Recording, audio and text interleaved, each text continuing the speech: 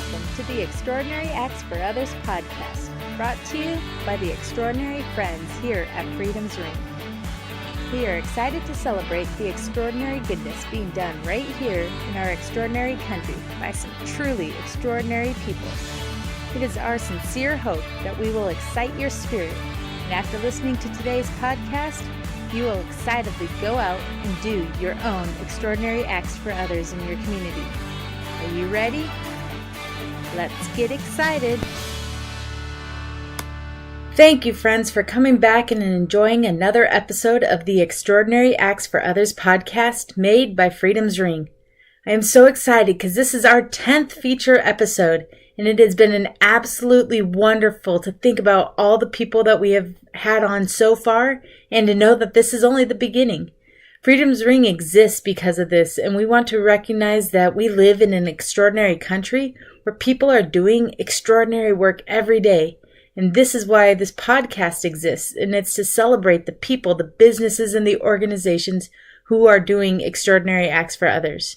So we want to shout from the rooftops about all the goodness that is happening right here, right now. And this week I feel so blessed because our extraordinary guest is Carol McLeod. She is the author of a series of children's books based on happiness and emotional well-being. The marquee book is one of my favorites, Have You Filled the Bucket Today? It is so simple and so profound and absolutely life-enhancing. I can't wait to share our conversation on it. But before we get to that and learning about bucket filling and the importance of doing so, here are the 3 things to know about Freedom's Ring. First, we started our Hard Work of Freedom tour on Friday, which was Military Spouse Day, in New York City at Ground Zero, where we were able to volunteer with the 9/11 Memorial and Museum. If you've ever had the opportunity to visit, you know that once you walk and enter the grounds, there's this immense weight on you as you are immediately moved on how powerful this tribute is. That you know that every detail on that site is significant. And for us, it was a great honor collecting acorns that had fallen from the 416 oak trees that are on site. This has turned into a great place of healing, and the greenery reminds you more of an oasis among all the concrete and the tall buildings of the city, rather than reminding you of the terror that happened. And that's the point. You don't visit Ground Zero to remind you of the evil of the world, but it's a reflection of the good, and you're able to see it by seeing the visitors that walk by from all over the country, all around the world. They are taking care of this place. When I was there, I saw very little trash, and anything that I did see, it was quickly taken care of by a very diligent ground crew. Everybody there knew the purpose of the site, and it showed. People walked differently there than they walked on the side of the streets. They cared a little bit more, and it was great to see that. So for us, the mission was to pick up the fallen acorns because, as we said before, everything is exactly the way it's supposed to be. There are 416 oak trees that were perfectly manicured and groomed to be a shadow or to overcast and protect you from the sun and protect the site from the sun, and give it that oasis feeling. And every time oak trees grow, they drop their acorns, and the acorns are the seeds that plant again. And if they do take root, those plants mess up the symmetry and the design that is intended there. So that was our mission. But you knew that it was significant because everything there was meticulous and meant to honor everything that our country had been through because of that day. So we hope to do it again. Maybe we can make that part of our annual tradition of the Hard Work of Freedom tour. But it was so meaningful, and we were thankful to be able to do it. Our next stop is in Dayton, Ohio on Saturday, where we're volunteering with the Boys and Girls Club. So if you know anybody who's in that area, it's not too late to get in on the action. We'll be working on the playground as we prepare it for kids to enjoy once school lets out for the summer. And the Boys and Girls Club expects to have more kids showing up all the time. And as we all know, outdoor play is essential to growth and development for young kids. And that's the mission of the Boys and Girls Club, is to help develop the youth in the area, especially those who are in most need. So if you want to join us out on the Hard Work of Freedom Tour. We're at Dayton next on Saturday. And finally, our third point of the day is just a reminder of what our Hard Work of Freedom Tour is all about. It comes from a part of President Bush's 1991 State of the Union address, where he said, "American leadership is indispensable. Americans know that leadership brings burdens and sacrifice, but we know why the hopes of humanity turns to us. We are Americans, and we have a unique responsibility. We have to do the hard work of freedom, and when we do, freedom works." This was a challenge to all of us, and later in the speech, he again called us to action with these words: "We all have something to give, so if you know how to read, find someone who can't. If you've got a hammer, find a nail. If you're not hungry, not lonely, not in trouble, seek out someone who is. Join the community conscience and do the hard work of freedom." And so that's it. That was our challenge, and we accept that, and it has turned into our Hard Work of Freedom Tour, which is a series of service events across the country, targeting specifically military families and military communities, but we are open to everyone. We are trying to create this community of conscience where we are doing the hard work of freedom. So we invite you to join that. Membership is always free at freedomsringusa.org. And now here's what you've all been waiting for. This is my conversation with Mrs. Carol McLeod, the author of Have You Filled a Bucket Today? We're really excited to have you because of your work as an early childhood specialist and your work with Bucket Filling Inc. I'm sure you get this a lot, but your book has really influenced our family, and what got us was just how simple an idea it was and how it creates happiness in the individual and then bubbles over to happiness in the home, happiness in our neighborhoods. It all happened because we randomly found your book at the library, checked it out, and then since then I bought a copy for our library.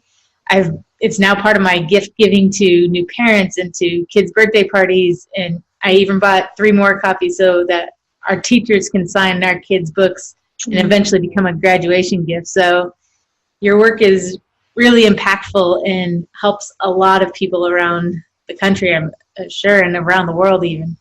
Well, thank you for that. I have to say it's not my work and it's not my concept, but the concept is wonderful. And it's people like you who spread it. And, you know, I hear stories all the time, and you're the one that keeps it going. The people who say it works, it's a wonderful thing in your family, it's a wonderful idea in your school.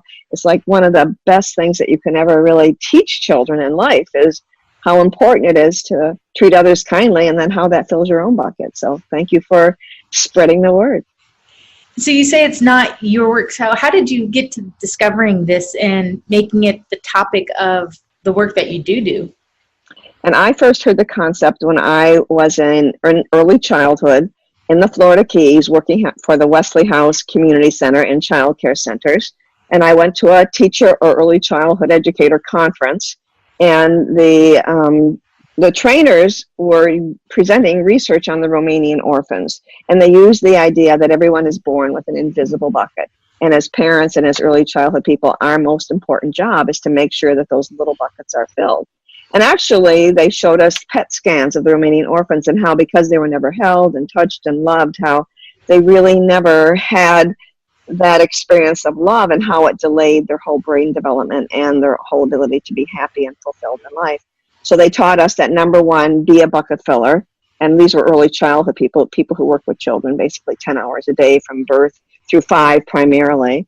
And then also empower them and teach them how they fill your bucket when they listen and help and share. And so I went back from that teacher conference with just this little idea, willing to test it out, and really the kids just loved it. It was like, out of all the things that I ever taught children, I think this was the most effective, the most powerful, the easiest, the best, and it just sort of became part of our language that we are bucket fillers. And the children in subsidized childcare where I worked just loved the idea. And they would say, Mrs. McLeod, did we fill your bucket today? And it was just such a simple thing, and it made them happy.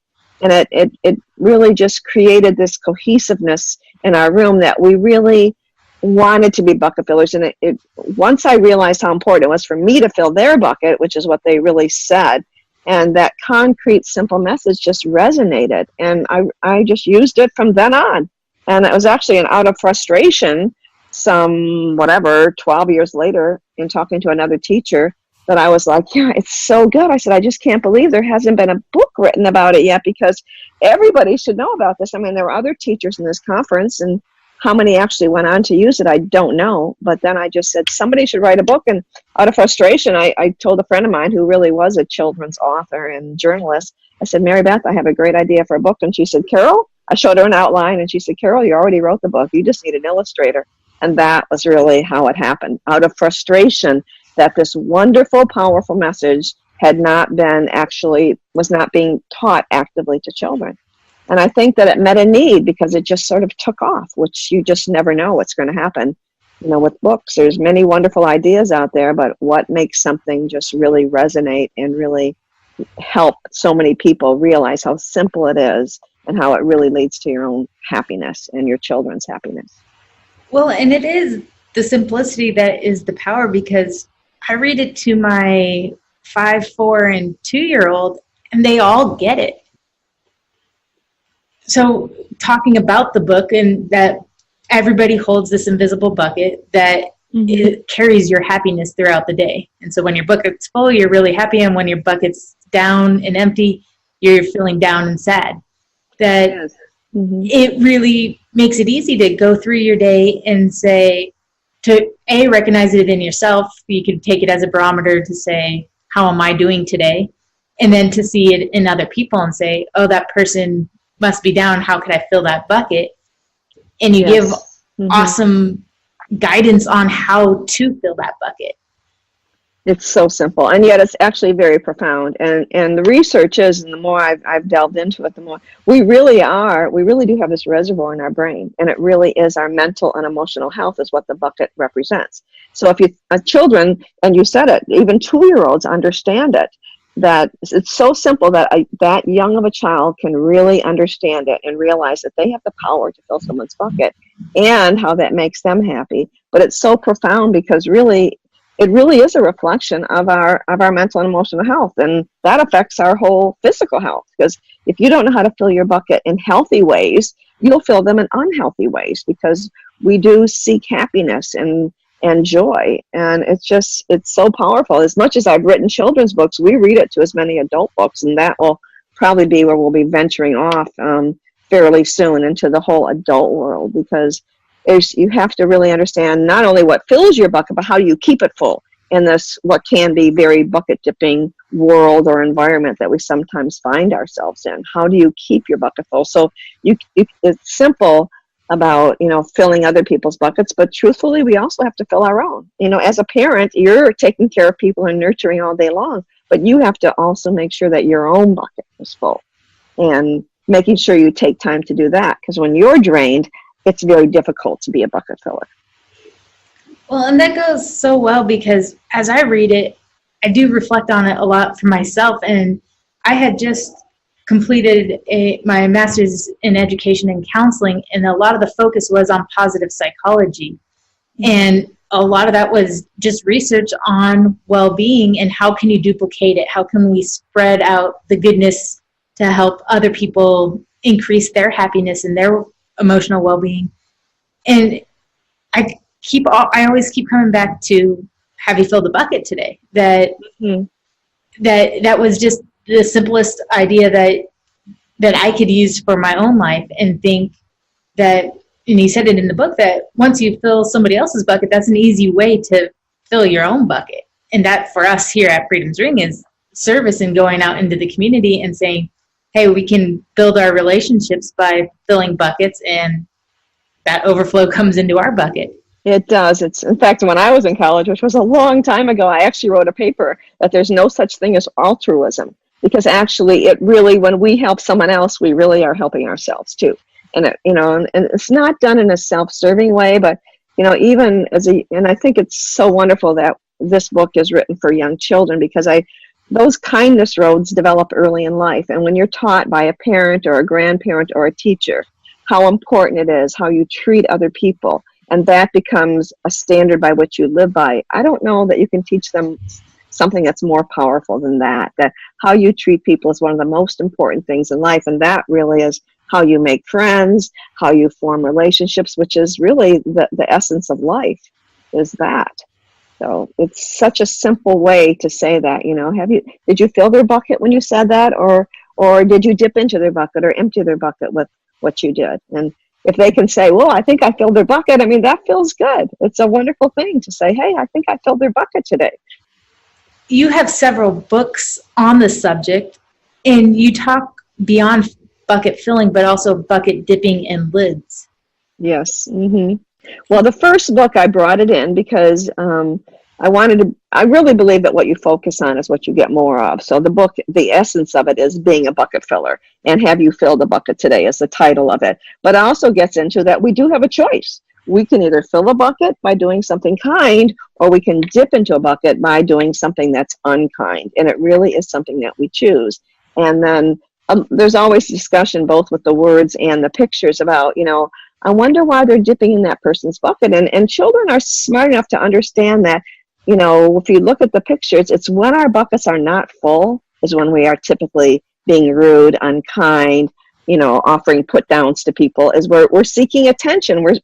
We're doing it in a negative way because we really don't know how to do it in a positive way. Maybe we've never been taught. Maybe we've had some bad habits modeled for us.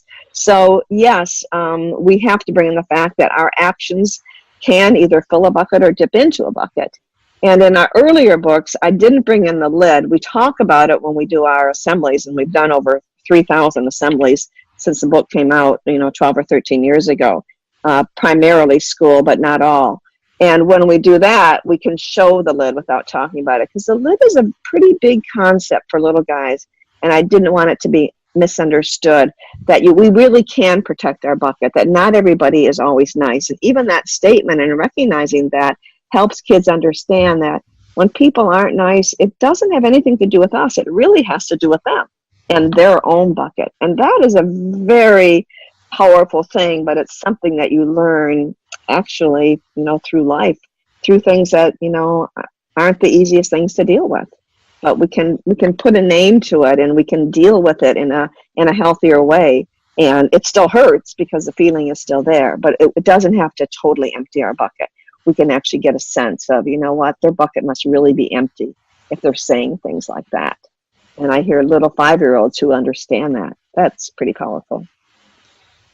Well, and I think a lot of that about parenting as well, because I notice when I do dip into my kids' buckets, that it does come from a stress that I have or whatnot, that my bucket is empty at that point, and I then do something to take it out on them or dip into their buckets. But I think I see it a lot where if their bucket is full and I continually fill their bucket, they are able to put a lid on those situations and say, that's not how it normally is. That's not how I should be. That if I get angry or whatnot, that they are able to withhold that and not let that be deterrent for the rest of the relationship or anything like that. It's a momentary thing.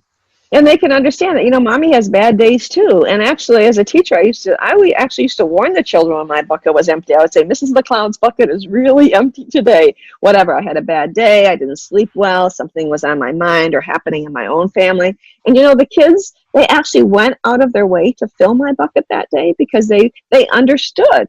They would say, can I get you some water, Mrs. McLeod, or turn on the music? Or they were actually especially nice that day because they understood that my bucket wasn't full. So rather than me taking it out on them, they actually were smart enough to pick up right away that, she's got an empty bucket today. And I think that's an awareness and actually a really important signal. Do a little bucket check sometimes and see how you're doing and let people around you sort of know, because we have those days. We aren't always on top of the world, and it's hard to be a bucket filler when our buckets are not full. And it helps me deal with things that are around me, is to have that understanding, and also about myself, because none of us are perfect. When in your career did you really start focusing on emotional well-being and happiness? In the 90s, I worked for the Wesley House, Child Care Center, and I left in 2000 and went to work back for newspapers, which was part of my career. And so I always brought that concept in training. I mean, when we did a lot of training in the research and promotion and events department for customer service. And I always brought the concept in then, because I realized, it's not just for children in an education. I mean, if our customers don't leave with their bucket a little more full, why should they come back to our business? I mean, it's applicable in every single field. So I used to use it then, but I didn't, and I was actually doing a training at a bank about customer service, and I used that concept for this adult training. And that was when the teacher came up to me and had the discussion, I just love this concept. I wish, someone would write a book for kids. And I was like, the light bulb went off, and I said, you're absolutely right. There should be a book for kids. So that's when I wrote the book. It was the fall of 2005, and it was published in 2006. And then it just sort of like took off for me. It just really, I sold books out of the trunk of my car that summer. And that summer, I was going through a very difficult thing. Actually, right when the books were delivered, we found out my husband had a tumor on his kidney, and he actually died that September. It was 12 weeks later. And that summer, I really supported, our family by selling the book, Have You Filled a Bucket Today, out of the trunk of my car at our little farmers markets in our little town of Brighton, Michigan.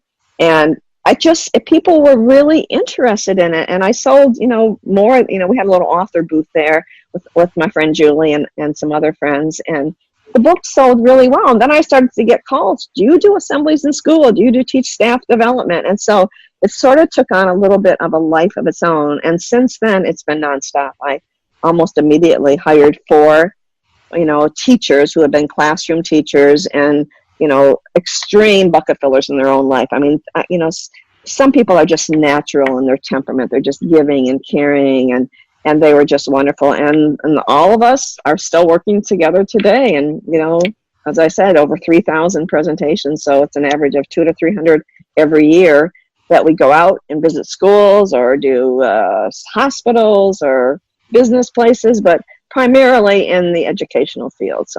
And that's where I see it's really made a difference. When I see a school has been doing it for 7 years, 10 years, and we go back to these schools and we're seeing how it's really become a part of the children, a part of the teachers. I mean, I really need to do more work in getting those schools out in programming so people can see, here's a school where they teach that everybody gets respect, everybody gets treated right. I mean, we just reach out to others.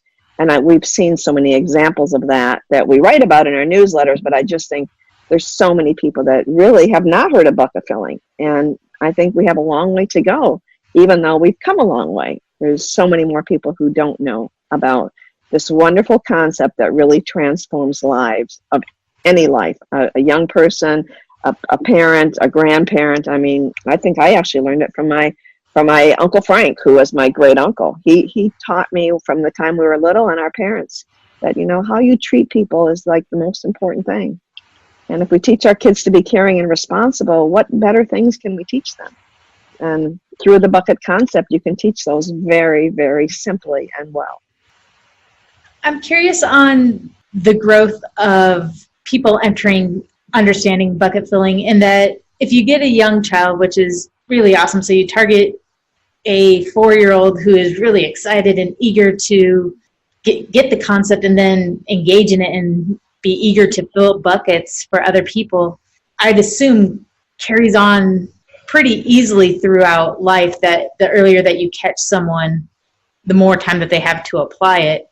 But something happens as people grow older, and how has it been working with older kids or introducing older kids to the concept? We've had not as much time in classrooms that are beyond the elementary school. We've done some.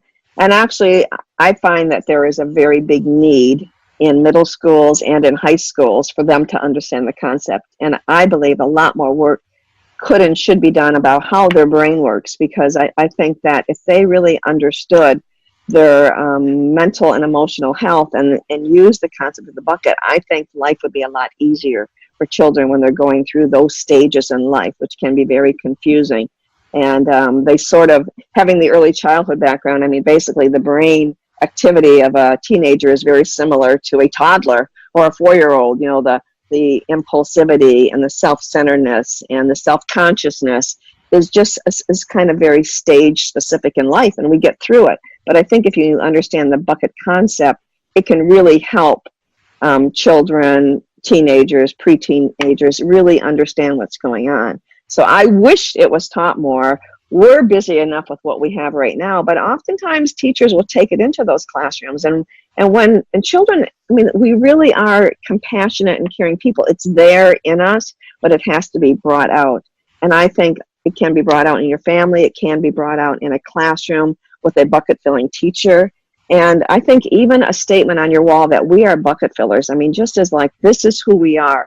We treat all people, that standard that you establish, whether it's in your own family or in a classroom, that we teach children. And I think they have to be taught, and they have to be reminded, and you have to make it very real. And you have to, like, you know, have a real example, which is exactly what you're doing, that you're teaching the children, okay, a serviceman is coming back, or there's someone who's passed. What can we do to help that family? And you get your family or those students involved in saying, well, we can't bring that person back, you know, but what could we do? And you get the students involved in it, and that's life-changing. That's life-changing, because now they're developing compassion, they're developing empathy, they're doing whatever they can do. And in fact, I'll go back just a little bit to my story about my first husband who passed away in September of 2006.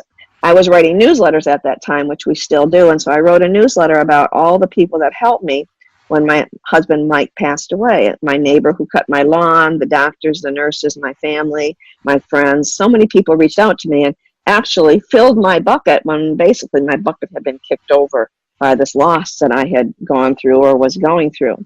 And shortly after I wrote that newsletter, I got an envelope in the mail, an 8.5 by 11, manila envelope. And in it were 31 of the most beautiful letters I've ever read from a fourth grade classroom that I had never met.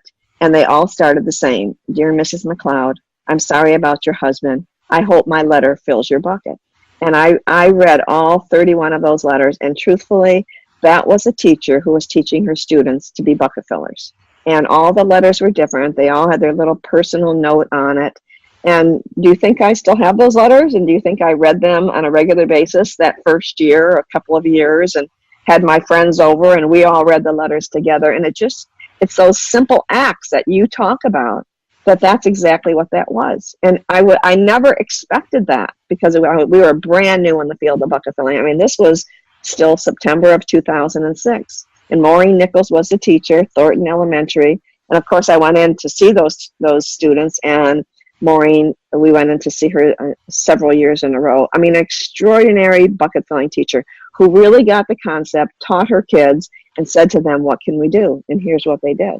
And it really did change my life. I mean, that I saw. And so we do a lot of that. And I've seen schools that, will reach out to people, whether it's we recently got back from Klein Elementary in Friendswood, Texas. That's outside of Houston. They all went through Hurricane Harvey. That neighborhood, probably 50% of the homes were devastated. The school was devastated, and this was a couple of years ago.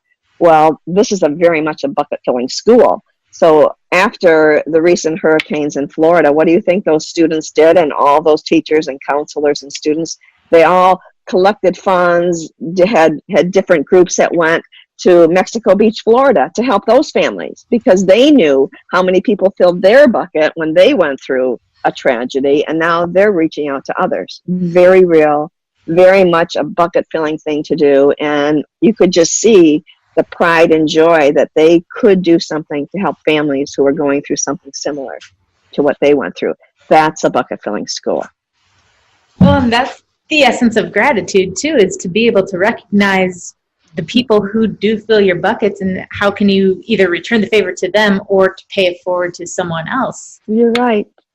Just to thank them, and it becomes a part of you, and you really do. I mean, we help each other, and I think the bucket concept helps us do that because it's such a simple thing, and you realize, a group of people filling other people's buckets is huge, and we hear those stories, which are just so, they just touch your heart of how many people reach out. One school in Boston, they were the first school that after the bombing happened a number of years ago, that they wrote letters to every person whose life was affected by that bombing.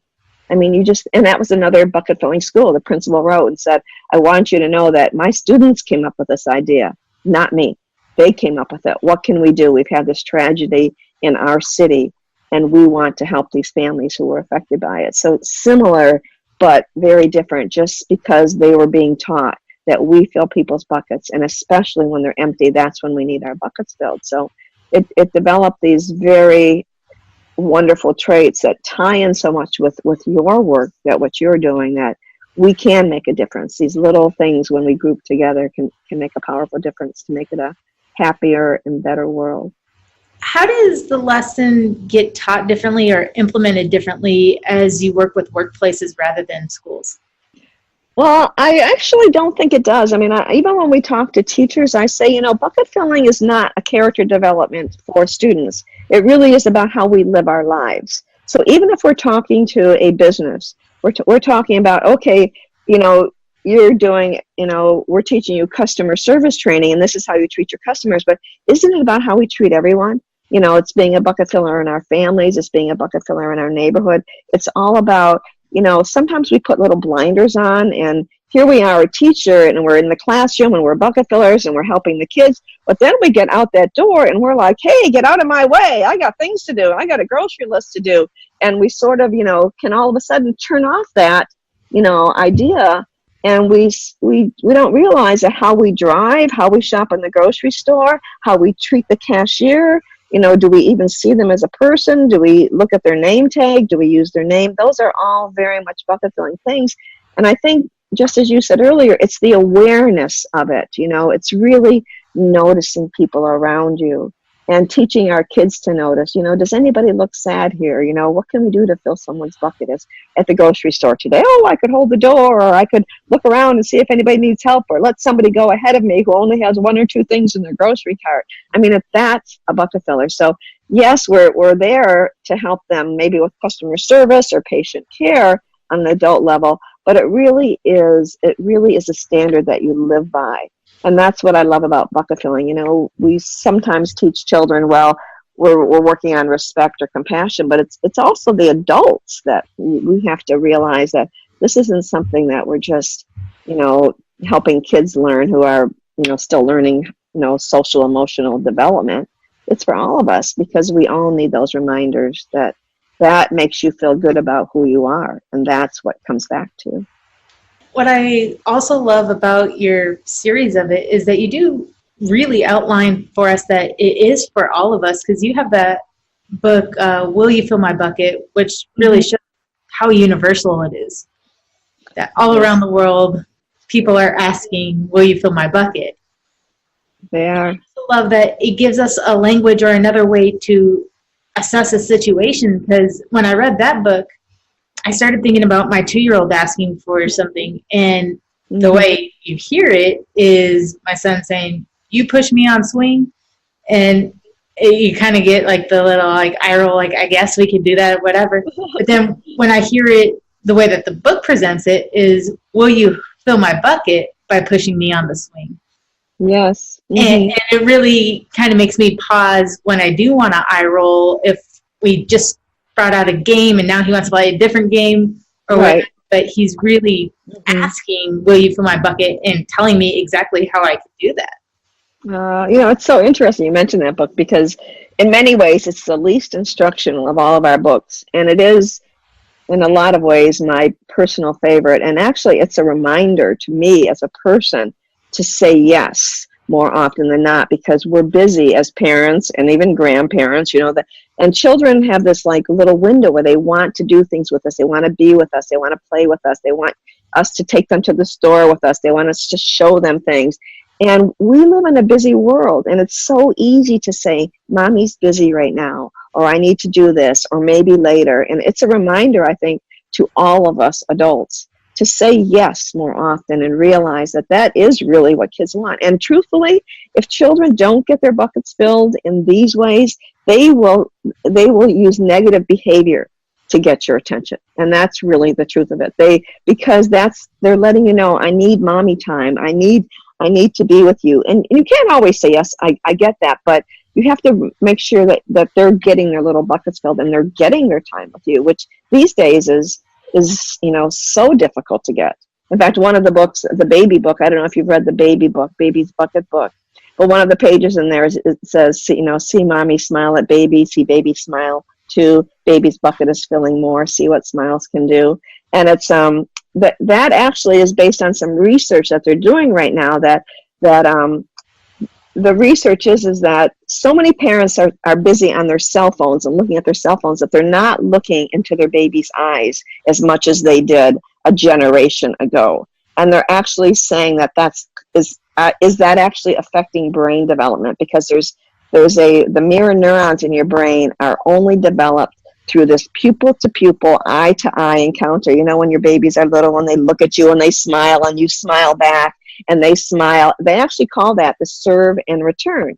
And it actually is a big part of this development of mirror neurons and empathy. And they're saying that they're wondering, the researchers, are children getting as much of this now? Because parents so often will give their baby maybe a cell phone to play with or a game to play with, and they're not getting this exchange, which is really filling their bucket, their mental and emotional bucket, and creating that closeness. And Sarah, nothing else can do that like a human being, eye to eye, whether it's a grandparent and a child, or daddy or mommy, or even me in the grocery store looking at a little child in a little cart, and doing a little eye to eye thing. And that baby's brain, just as it shows in the book, is literally exploding like fireworks on the 4th of July. And we can't see that, but that is filling that baby's bucket. And I think if more parents realize that, and it's not that you have to do it 24/7, but they need little doses of that. And you can't not be present for them and having that kind of eye-to-eye contact. And, the research is how are cell phones affecting that, not just little babies, but even, later in life, our whole communication and ability to connect with people, is that being affected by our very digital world? It's interesting that you say that, because I wondered how much outside research kind of influences your beliefs, I guess, on happiness and emotional development. And because as I was reading your book, it made me think right away of, after you were explaining how you could fill buckets and you were giving examples of it, it made me think of Gary Chapman's 5 love languages, because you were talking about helping around the house, and that could be acts of service, or playing games as quality time, and hugs and cuddles as physical touch. And just, it automatically correlated for me on that. And I was thinking, how many other books and research are thinking about cell phones and saying, hey, be more present. And that's the filling the buckets, is doing things that make you more present. Is there anything else that really influences your view on? Yeah, well, Gary Chapman definitely is. I mean, all of the love language are wage and fill a bucket, and it does tie in with that. It also ties in with some of the work that's been done by Stephen Covey, and also the emotional bank account, which is other authors have talked about that for every negative you need 5 positives. And so understanding that we really do have this reservoir, and we need to fill people's buckets. But part of it also is, and it's children definitely need to have people who fill their bucket, parents and grandparents. I mean, they depend on it. Now, as we get older, we actually have to take responsibility for our own bucket. And I think that, I think sometimes when we realize that, we seek attention from others because we don't know how to fill our own bucket. And I think that, as an adult, in fact, I actually changed that in one of the reprints of the words, because it says you need other people to fill your bucket and other people need you. And that is true for a young child. But as an adult, I had to change it to you can fill your own bucket too. And I think that's a very important part of it. And actually, it helps us deal with not everybody is a bucket filler, and not everybody has a lot of bucket fillers in their life. Does that mean you can't be happy because you don't have people around you who are filling your bucket? Because at some point, we have to really take responsibility, and we do that by using the gifts that we've been giving, by using our talents, by having work we care about, by learning. I mean, learning is very bucket filling, and doing things we love, but it also, we fill our bucket really when we do things for others and when we care about them. So that is part of filling our own bucket. And, you know, the research on happiness, because every one of our books to some point has the subtitle has to do with happiness, because to me, kindness leads to happiness. But we also have to be kind to ourselves, take care of ourselves, but also kind to others. And really, that is true happiness. It's not happiness in the sense that I got a new bike today, or I am having a birthday party this weekend. And even though the birthday party is wonderful, it's really about your friends being there and showing up. And it's like, it's more than just that. And it's not just about getting things. It's about being together and having fun, which is the bucket filling part of it. So it's an amazing concept that really helps us look at life in such a empowering way that we really do have a lot more control over our happiness than we realize. And we can teach our children very simply, you know, that, well, did you fill anybody's bucket today? Because maybe you're just kind of, you know, at loose ends right now. What could we do right now? But when our buckets are empty, that's a hard question, because we don't really feel like it when our buckets are empty. Or, I don't feel like filling a bucket today, Mommy, I'm upset, you know. And so then it's like, okay, I get that. That's all right. So, you know, it sort of gives us a sense of where we are. So I think it's good to do a little bucket check once in a while. You know, how's your bucket today? Is it full? Is it so-so? Or is it kind of low today? And be honest about that. And then, okay, what are we going to do about it? And that's, you know, the part that really affects our happiness or our mental and emotional health in a very powerful way. So, and I have to, it teaches me, like if I'm really watching the news and I'm like, you know what, this is really dipping in my bucket right now, and there's nothing I can do about it, you know, turning off that channel might be the most bucket filling thing I can do for myself at that moment. So, is there anything about bucket filling or emotional health and well-being that we haven't covered that you'd like to mention and talk about? You know, I think there's a lot of work being done in this area. I think that people don't know about it. I mean, Red Grammer, who's a children's musical artist, has the beautiful CD. He's done children's music for a long time now, but I worked with Red to create a bucket filling CD. And I think that children learn in so many ways, but the music kind of gets into your heart. So Red Grammer, who only does children's music and has many CDs that all are about peace and happiness and caring. And I just think I wish he's been around since basically I taught in the late 70s and 80s and 90s. And now he's still doing these concerts and these wonderful events for people around the country. And it all is about teaching kids to be caring and filling their bucket. And also his songs have to do with, you know, popping on their lid and understanding that not everybody's always nice. So I think that sometimes you don't always have to be teaching or reading a book, but you can play some of these songs.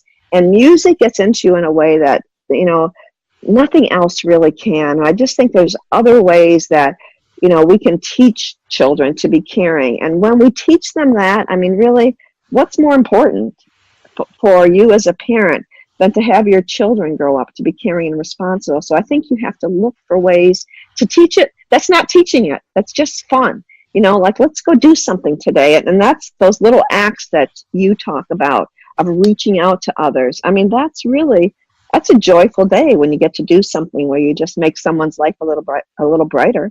And you just have to think about it. One dad told me that when he and his son walk to school in the morning, and his son is a special needs student, they both talk about, well, whose bucket could we fill today? You know, and a dad says, well, maybe I'll fill so-and-so at work. And his son will say, well, maybe I'll fill the custodian's bucket and give him a big high five before I go to my classroom. And that little exchange, and then they talk about it at the end of the day. I mean, and that's just getting into this person. And I think that, you know, when you have bucket fillers around you who teach you that, I mean, I'm so grateful that I've had bucket filling parents, bucket filling grandparents, at least a few bucket filling teachers. I mean, I think we need people who really teach us that. and help us become that, because I think that's who we were meant to be. And I think that as adults, children need that message these days more than ever. I don't think it's ever going to go out of style that we teach our kids to be caring, and that how they treat people really matters, and they grow up feeling good about who they are. Well, that's great, because everything that we can do to teach and to model and to help others have fuller buckets, it really does make a difference. And it's been a great prism to think about in our family. I'm so glad to use it, and just to say, all right, this has been a moment that was happier and because of X, Y, or Z, and these are moments where you've noticed that there's dipping, and how can we minimize that? And it's a good reflection point that we use often. So yeah, it is. It's a good basis, for that when you come from a bucket filling family, I mean, it's like the best thing you can have. It's like, just better than anything. It's not about having affluence. It's really about having a family that just loves you, accepts you, cares you, understands that not every day is good. That's okay. But you just know that you have that, and that becomes your security and your whole sense of who you are. And I think, and then after that, I mean, don't you love it when your children are with bucket filling teachers? I mean, what more could you want for your child? Then it's one of the questions I always ask: do you like your teacher? Does your teacher like you?